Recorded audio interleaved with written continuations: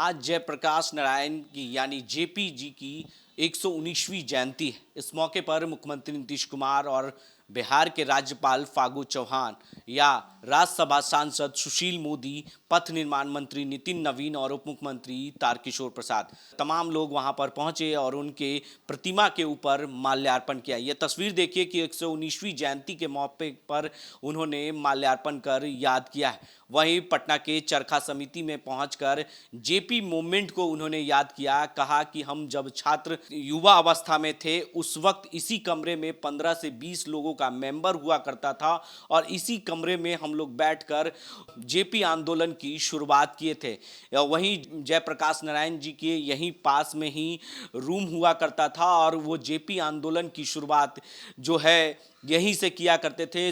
जो युवा अवस्था में मुख्यमंत्री थे उस वक्त छात्र संघ के परिषद में बैठक में शामिल हुआ करते थे। वो पल को याद किया उन्होंने और वो उनकी जो एक एक पल क्षण है उसे उस मोमेंट पर इस जयंती के मौके पर मुख्यमंत्री नीतीश कुमार ने याद कर पत्रकारों के कई सवालों के जवाब देते हुए नजर आए हैं। क्या कुछ कहा है मुख्यमंत्री जब चरखा समिति पहुंचे?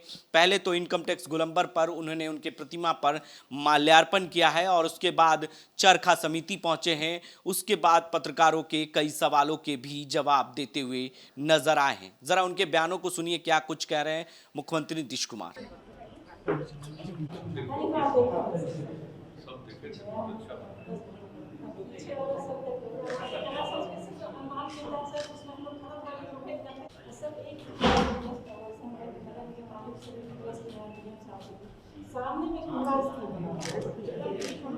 पहले भी जेपी के समय कई बार आते रहे होंगे। जयंती आप जानते हैं उनका आवास है।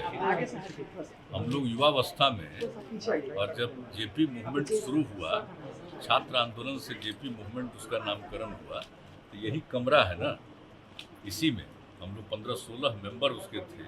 यहीं पर मीटिंग होती थी, कितना बार आए और बाद में उनका आवास का ये कमरा बगल का था। हमको सौभाग्य है कि हमको बहुत स्नेह करने लगे, मानने लगे, तो कई बार हमको 77 वगैरह में भी आकर के यहाँ पर भी हम उनका दर्शन किए, वैसे सामने भी बैठे थे। तो जेपी का जो विचार है और जो उन्होंने नेतृत्व किया और जिससे हम सब लोग जाने और सीखे, उसी के आधार पर तो आज काम कर रहे हैं। और आप जानते हैं हम तो हमेशा कहते हैं, हम लोग तो बोलते हैं बापू के बारे में, जेपी के बारे में, लोहिया जी के बारे में, और इन लोगों के विचारों को ही अपनाते हुए समाज को आगे बढ़ाना, समाज का जो सबसे गरीब तबका है उसको आगे बढ़ाना, समाज में एकता रखना, आपस में भाईचारा का भाव, तो इन सब चीज़ों की सीख हम लोगों को हुई है इन्हीं से। इसीलिए आज जो अब पिछली बार कोरोना हो गया, आने का मौका मिला, जैसे ही इस बार हम लोगों ने तय किया कि जाएंगे, तो आज हम यहाँ नहीं आते तो हमको हो सकता है संतोष हो सकता है कि हम यहाँ नहीं आ पाएंगे। इसलिए हमने तुरंत खबर भी दिया कि हम तो आएंगे वहाँ के बाद। इसलिए आने के बाद यहाँ आने से बहुत अच्छा लगा। और यहाँ पर जो भी लोग काम कर रहे हैं इसके लिए तो हम लोगों का सहयोग है ही, लेकिन फिर भी किसी तरह की कोई ज़रूरत और भी है और कोई तरह की दिक्कतें आ रही हैं, उन सब चीज़ों का समाधान रेनोवेशन का भी काम होगा है? इसका रेनोवेशन का हाँ बिल्कुल।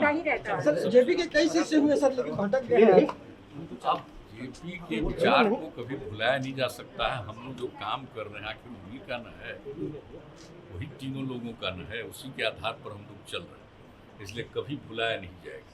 और हमारा यही मकसद रहता है कि नई पीढ़ी के लोग इन सब बातों को जाने। आज सर तो आपने साफ तौर से सुना कि उनके जो पल यादें हैं उन्हें ताज़ा किया और जेपी मूवमेंट को खास तौर पर उन्होंने याद किया और कहा कि जब हम युवा अवस्था में थे, छात्र परिषद की जो शुरुआत हुई थी, जेपी मूवमेंट की जो शुरुआत हुई थी, इसी कमरे में बैठकर हम लोग 15 से 20 लोग बैठकर इसमें मीटिंग किया करते थे और वो क्षण को उन्होंने याद किया। और इस 119वीं जयंती पर तमाम जगहों पर आज जाकर मुख्यमंत्री ने कई ऐसे जगहों पर जाकर उनके यादों को ताज़ा किया है और उनके जयंती के मौके पर माल्यार्पण भी किया है। तमाम ऐसी खबरों के लिए आप बने रहें देश न्यूज़ के साथ और देखते रहें देश न्यूज़।